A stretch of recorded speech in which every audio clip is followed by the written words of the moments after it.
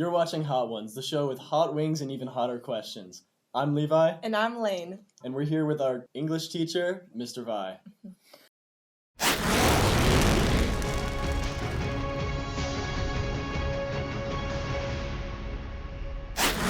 All right.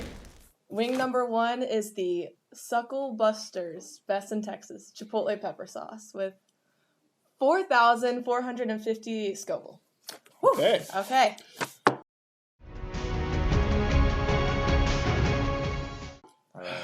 All right. So we're just going ahead and digging in. I just think digging so. in. Right All away. right on. Oh, it is definitely on here. Yeah. Ooh, that's good. Oh, I yeah. actually like that a No, lot. wait, I kind of got all over my face, but... I look real legal. That's terrific. You know what? That's finger looking good off. Yeah. All right. finger I'll let looking that good. sink in a little bit. So we got question number 1, Okay. right? If you had to steal medication from another person to keep your child healthy, would you steal it and leave another person without life-saving medication? Or would you let your family member die? I wouldn't steal it. My wife would, because she's the one who works in the hospital. Yeah. Yeah. She's the one with the access. She's the one who knows the ins and outs. You know, she's got all the access key, key codes sounds like and you that planned sort of this out a thing. little bit. He thinks about this. Yeah, every yeah, night so- before he goes to sleep. So I mean, I guess all that to say is that if we were to do it, it would definitely be a team effort. Oh, yeah. Oh man, yeah, spicy wings and spicy ethical questions, you guys. So would I steal medication to save my child if it was life-saving for another person? Oh, And you would. Yeah. yeah. I mean, I feel like there's something kind of innate within all of us as human beings where we kind of feel like we want to look out for them. We can kind of block strangers out of our conscience for better or for worse. And so I don't like to. I like to think that I could, find a third way there, but Yeah. I mean, that's a good question. Yeah. impossible That's the only way. I mean, scenario. it is a dog-eat-dog world. Yeah. Yep. Is it bad if this first wing's already a little hot? Really? Is that Oh. not good? Wait, which one was Levi, mine? I thought you worked in a Mexican restaurant. Oh, but wait. Oh, yeah, that's funny. I told you that off camera for a reason. Yeah, well, off camera, but on the record. Okay. Okay. All right. All right. So starting off with an easy question: personal life. Why'd you start your YouTube channel? Oh yeah, YouTube. Okay. Forgot about Into the camera, shameless plug. My YouTube channel is called Thought and Word, video essays for the eclectically curious. It's got a little bit of something for everybody. If you want to go in, learn something about movies, music, TV shows even, or even just like a little philosophical reflection on whether or not we can actually see the stars. That was a recent one. I started the YouTube channel, I guess it was 6 years ago, just about. Yeah, 2018. I'd already been a teacher here at Fellowship for 3 years, and so in some ways it just kind of worked as like an extension of what I already did. There were some YouTube channels that I was kind of a fan of that worked in the video essay genre where I'd already been kind of doing their thing for a while, like The Nerd Writer was one, and kind of inspired things stylistically. So the first video that I made was inspired by a book that I was teaching at the time, The Great Gatsby. Y'all know that one, Classic. right? That was an yeah. amazing video. Yeah, The Great I loved Gatsby. it. Why Nick is not your friend. Yeah, don't trust He's that not. guy. He's a sly one. He wants you to like him, and there's not many people in that book that are worthy of being liked. Yeah, so it's something. Yeah, I'll create a video maybe once every 3 or 4 months, depending on how much else I got going on. And yeah, it's fun. I like it. I get to share them in class, and it's inspired some projects I've given students over the years too. So Hey, I'm subscribed, and I will say, even though it's been 2 years since I've been in your class, I've watched 1 or 2 since then. So well, I'm a fan. sounds like somebody needs to click the notification bell then, so like when a new video drops, you can just watch it right. I'll turn it on after this. Okay, Yeah. I'll there, turn it on there after you go. this. All right. All right, we're moving on to number 2. All right. All right. We got red armadillo hot sauce. 12,200 Scoville. So 3 times the last one. 3 times. 3. That seems like math is not my thing, but that's like a lot hotter, right? The ones that make me nervous are the ones with like the least amount of color. It's like silent They but all deadly. make me nervous. Okay, are we going? Mm-hmm. Mm-hmm. That's That's nice. good. These first 2 wings have been really nice. I don't think I actually. got enough sauce. Yeah. This finger looking good again, you guys. That's good. Finger looking Oh good. no, I definitely got enough sauce. Oh, keep but going. there comes the heat, y'all. It's a slow burn. Yeah. It's like picking up as we go. Mm-hmm. There it goes. It hits with the flavor, but then the heat comes later. Ooh. Oh. Poetic. Poet didn't even know it. Again. Except maybe I did. I don't know. All right. It's getting a little spicy though. Yeah, there It's it a little, is. it's a little bit Do you spicy. want some milk? No, I don't need that. I I'm do. good. Get that out of here. Okay, well this is my milk cup, Levi. So. I'm not using the milk until maybe the next one. I'm So, thirsty. Okay. Here's your next ethical question. Okay. Different cultures have different moral values and beliefs. Is it ethical to judge other cultures by our own standards, or should we respect their cultural practices even if they differ? Ooh, yeah, that's a good one right there. Actually, I think the book that I'm teaching my sophomores right now, which y'all would remember, it taps into this question. Silence by Shusaku Endo prompts that same sort of dilemma of what does what does Christianity look like in different cultural contexts, and that it does kind of present differently, and I think that that's something that that God appreciates, like diversity even amongst the unity that He desires for us. Like I think about the passage from Paul where he talks about there's neither Greek nor Jew, et cetera, et cetera, et cetera. Probably the heat's starting to kind of like interrupt my scripture recall there. And that's only going to get worse as it goes along. But all are one in Christ. Like he doesn't just kind of flat out say like, oh well, everybody's all like one. Like there's still that difference, but the unity in it. I mean it's an interesting point. At the same time, though, I think that's where different cultural expressions we do kind of have the opportunity to learn from things, and we kind of have this cultural juvenoia where we think that we're sort of better than those who came, or how could it be put, that we're smarter than those who came before us and wiser than those who are going to come after us. And we could all use a little humble sauce. What's going to be coming later. All right. Well, we all know you have two very adorable daughters. Well, if you didn't before, you know now. Yeah, very sweet. So how has fatherhood changed your perspective on just life and your overall faith? Oh, gosh. I mean, monumentally. So I grew up in a family that was basically full of men. It was me and my dad and my younger brother. I had so I was kind of just, in a sense, kind of grew up in a pretty hyper masculine sort of home situation. Played football in high school and in college and everything. And then I married my wife, who comes from a family that is like the exact opposite. It's her and her two other sisters. And so I was kind of thrust when I married into a family that was just full of women.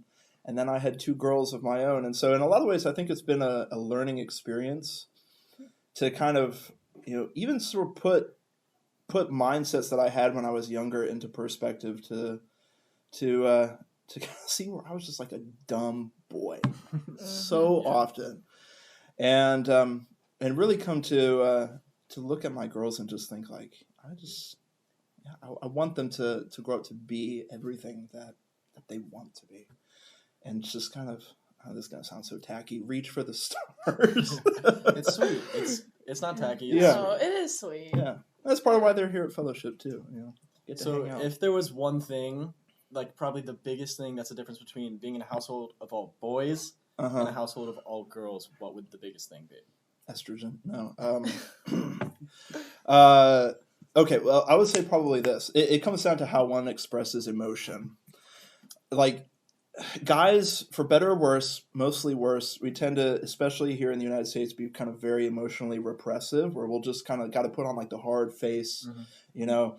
If we express any kind of really deep, heartfelt emotion, especially like sadness or grief or being upset, then it's like we're soft and we're weak.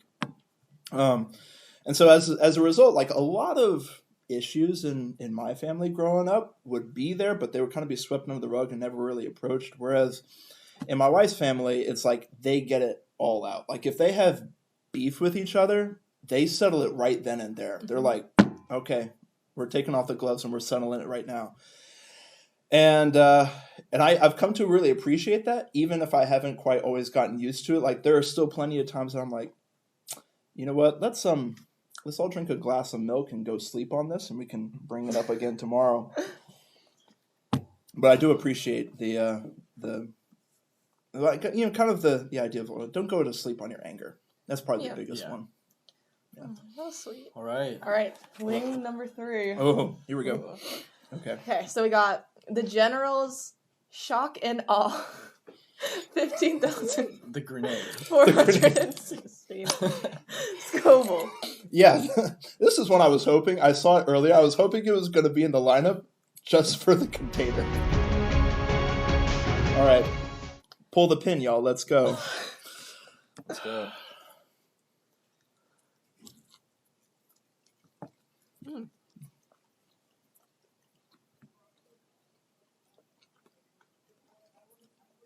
Not feeling it now, so that kind of means I'm gonna. It's gonna come. Don't worry. I'm gonna feel it in a minute. Not the same Really kind bad. of flavor. No, not at all. That the other ones had. Not tasty off the bat. I probably liked the other two more than that. A lot more. That one's not my favorite. Yeah.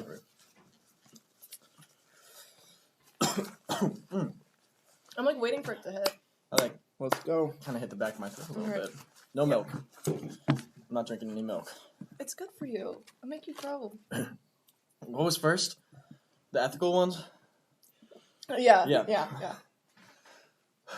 Okay. If you were in a situation where your department chair or supervisor was doing something unethical that violated school policy, how would you react? What would you do? Oh, gosh. All right, so send me that question one more time, all right? Okay. And I'm starting to feel my lips burn a little bit. Do you want me to do it? No, I got it. Okay. So, your supervisor or department... I swear I got something in my eye. Hands free. Well, it's too late. Your department chair or supervisor is doing something morally and ethically wrong. How would you react? What would you do, if anything? Okay. Well, I already chastised Miss Sherman for skipping out on this because she had committed Very morally. and then Unethical. backed out like a coward. It's on record. I love you, Joanna. Please don't take that personally. I feel like I've already given you enough grief about it. That's a really, really hard one for me because I am so inherently conflict averse. We talk about, Mr. Morecraft can attest to this. We talk about, being different colors, red, blue, green, yellow, happy, yellow, very go-lucky kind of thing. Blue's very organized, very kind of like task-oriented. Red is like take charge, leadership type. Mm-hmm. And I'm the green, which means that I just kind of sit back, go with the flow. A peacemaker, I'm not trying. I'm green too. Well, I'm there we also go. green. There we go. Oh my gosh. It's all full of green. Yeah, so we're all really uncomfortable with this question. Yeah. Yeah, so for me, it's like I don't want to stir the pot. Like I would much rather just be kind of like, hey, let's all be friends and try to do the right thing. So I guess if something was like really going down and it was really, really, really bugging me, I would go out and I would find Mr. Burns because I know that he would be the one to actually take action on it because he does not care. And I would summon his strength and we would tackle it together.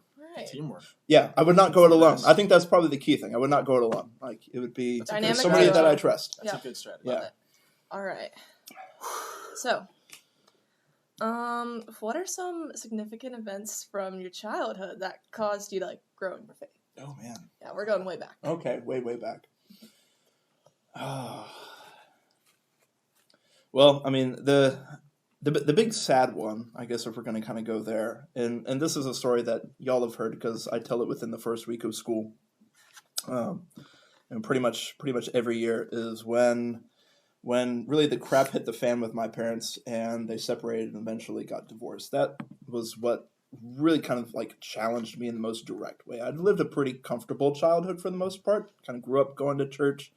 And then even went off to college and was a biblical studies major because like I had a professor from South Africa who taught New Testament, and I liked sitting in his room and listening to him talk because he had a cool accent.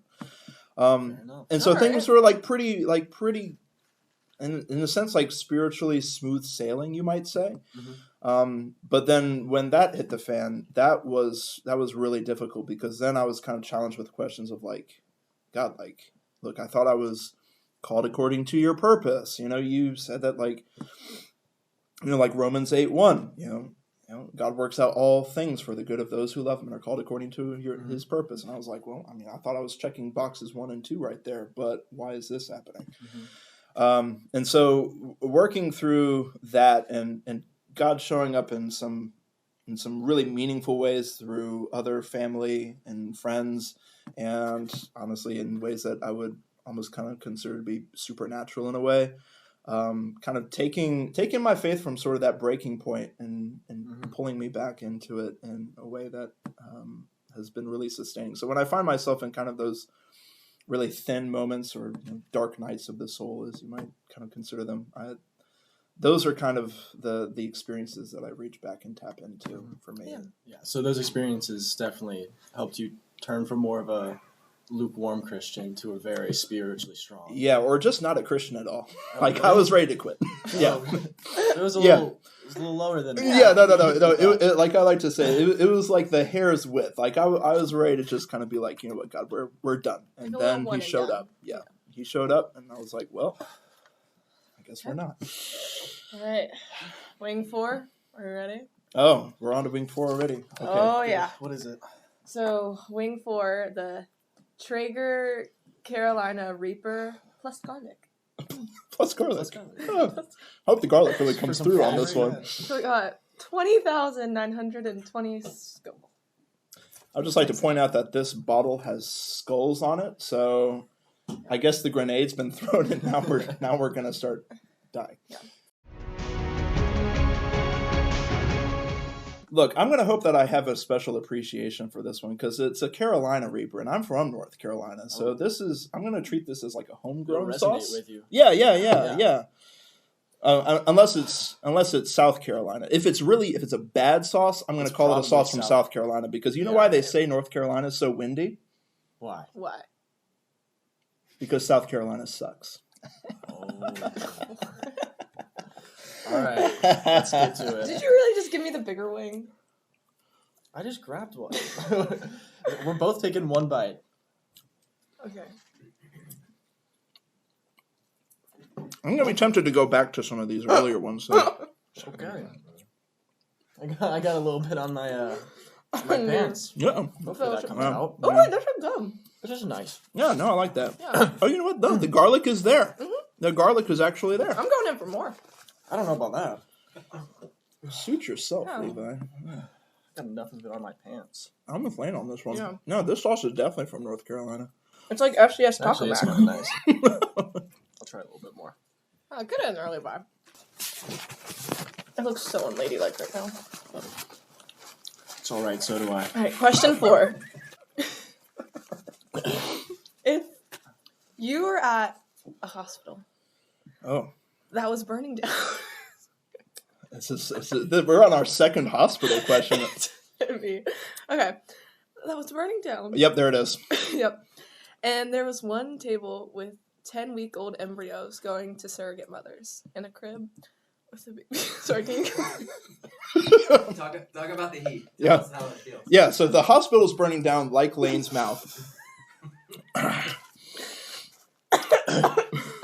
Which one was it?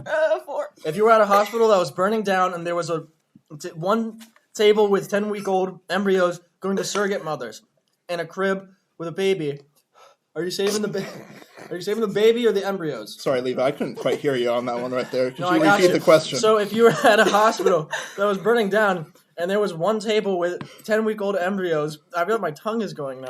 Like 10-week-old embryos going to surrogate mothers in a crib with a baby. Are you saving the baby or the embryos? Wait, do you want me to tap in? Or? That's a good question right there. I made it. All right. So, Just saying. It burns. It's Okay. not too bad. It was really yummy the first time. the yumminess factor is decreasing. You know what? I think I can actually I can answer this pretty definitively. I'm saving the baby. All right. Because here, well, I don't know if you want an explanation. Here's why.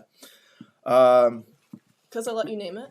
Yeah, exactly. Because there'll be another Steven with a PH in the world out there. There aren't enough of them. Too many STEVENs. So, I think that there's something in us as human beings that we have a really hard time operating in the hypothetical. And I think for us, even just kind of conceiving, because I don't know, can y'all just picture like exactly what a 10-week-old embryo looks like inside your mind, like right off the bat? Like what stage of development that is? I'm having a hard time even like listening right now. To be honest. But we can imagine a baby without like hardly any effort. You know? I imagine it like a tadpole egg. Yeah. Is that just me? No, I mean, well, and like that's part of it. I'm like maybe, like I don't know. Like, are we talking about hands and feet or whatnot? But I think that there's something in which the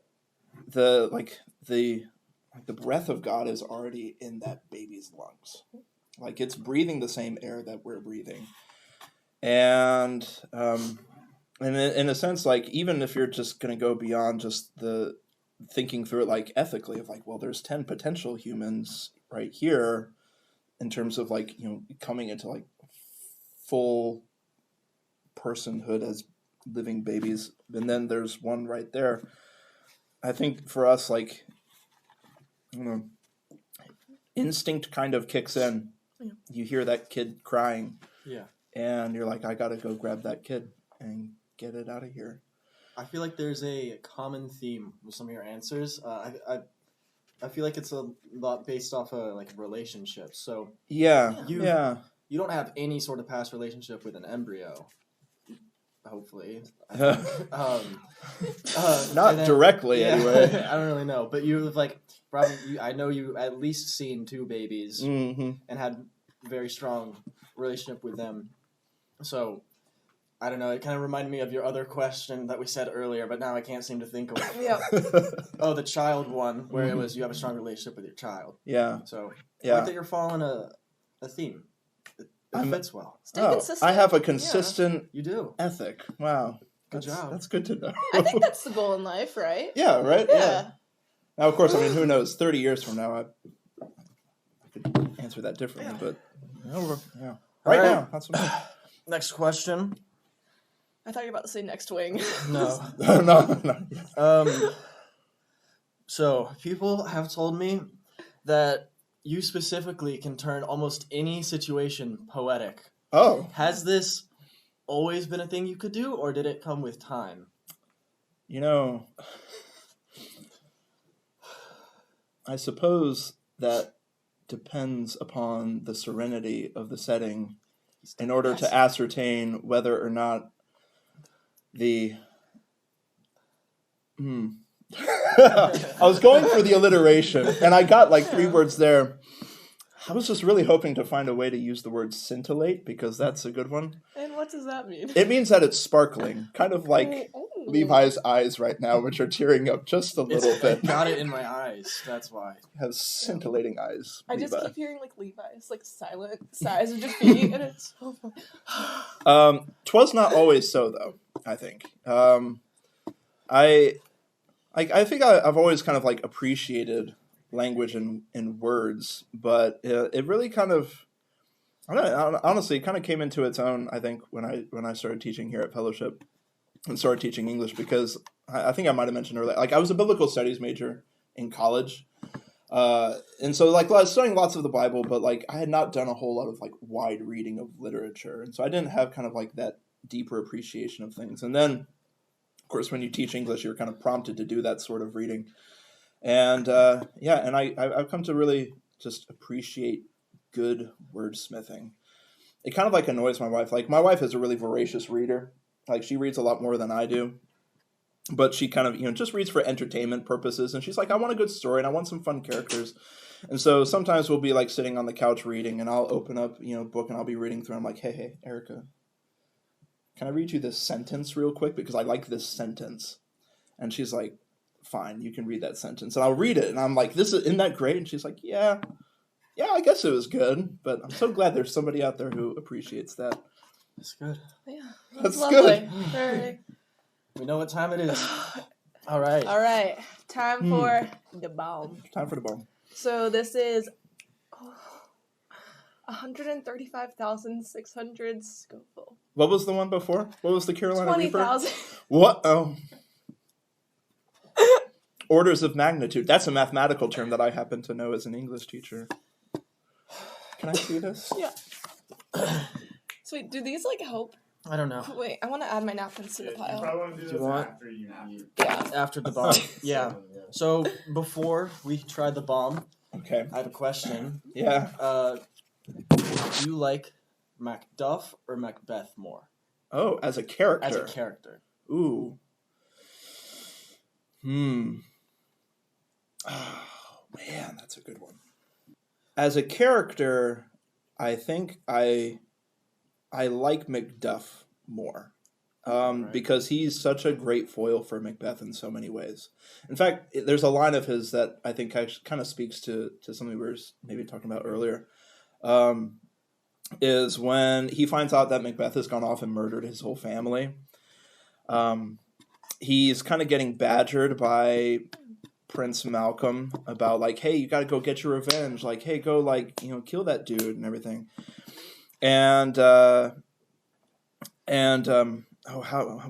What does Malcolm say? Do something. Basically, like go at it like a man. And Macduff says in response, like, I shall do so, but I must also feel it as a man.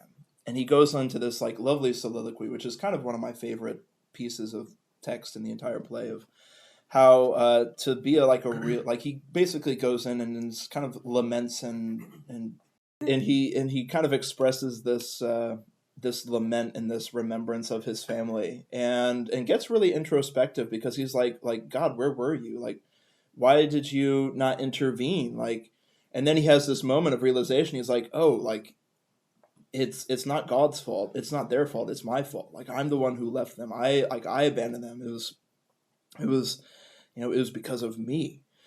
And he goes kind of through this grief process, which I think stands in really stark contrast with Macbeth, that, to be a man is not to be somebody who just has that steely exterior, who's all about just getting things done and, the ends justify the means. But for Macduff, it's like, no, like being a man is actually tapping into that deep emotional reservoir that you have and bringing that out and then expressing it too. And it doesn't matter if you're in the company of a king or whoever.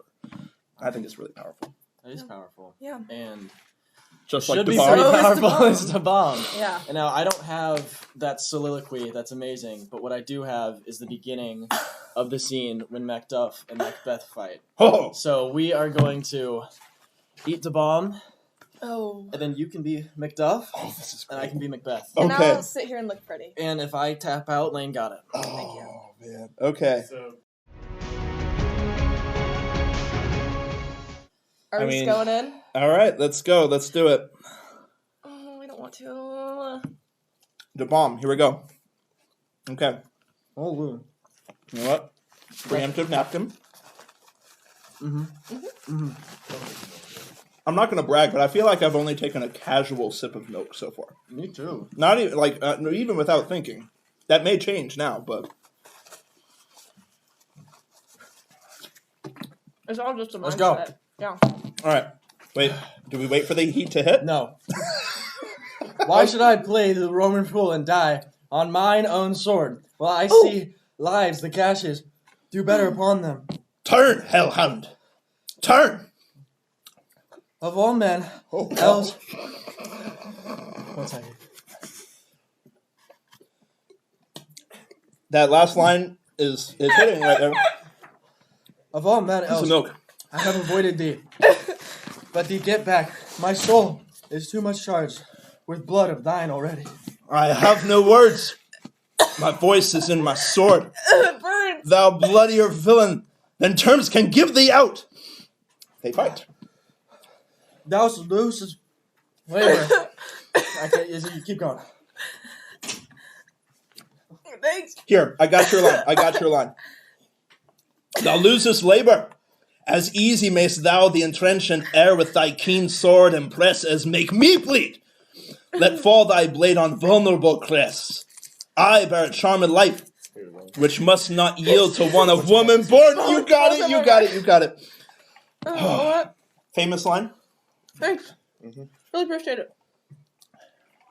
To spare thy charm, and let the angel whom thou hast served tell thee. You want me to tap him?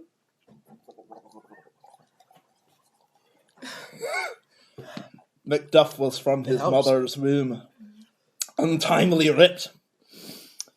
Woo! Y'all okay? Mm-hmm. I'm gonna beat you. I'm fine now, yeah.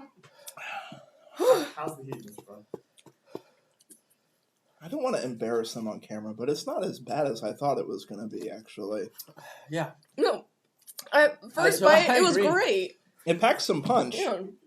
but... it's not too It just bad. went down the wrong way, that's all. So sorry, Lane. Thank you. Mine went down pretty well. It does get your eyes a little bit, though. It does get the eyes. Ty caught that.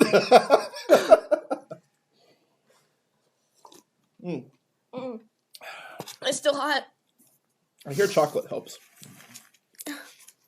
I actually asked Miss Freeman about this. I was like, is there something, chemistry teacher, about sugar that works against the...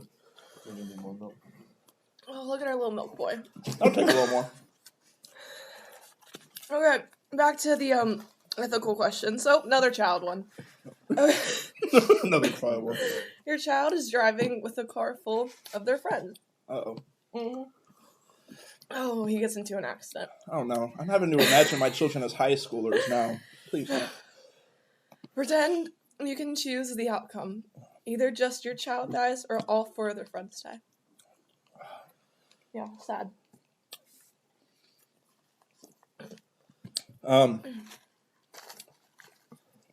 This is going to be a cheat code. But this is like a... Every question up until this point has put me in a position of like making a choice that is actually actionable in life. Like, I either steal the medicine or I don't. I either snatch the babies or the embryos. This one feels like a little disembodied. Like it's kind of putting me in like the chair of God, of like, I choose who lives or dies in this situation just by like the act of my will. And I kind of find that like a little bit impossible to answer. I mean, you know, I think obviously like the parent in me hopes that my kid survives. Well, I mean, who wouldn't? Who wouldn't? Yeah, who wouldn't? I mean, and so I feel like it's something that like I don't choose. I just kind of hope. But you know, at the same time though, like I can't help but think about, you know, if Ellie or Mir is like riding in the car with four of their friends, and then four of their friends are like killed in one fell swoop. Like, what does that do to them after that? Makes them cry. Like what? Wait, Like what we're doing right now. Your daughter or the children? All of the above. Like yeah, like you know, like that's a lot of trauma to process as you grow up right there. Yeah. All right. Okay. This camera. What are you excited for next year at Fellowship? Oh, that's easy. Writers Guild. Creative writing class.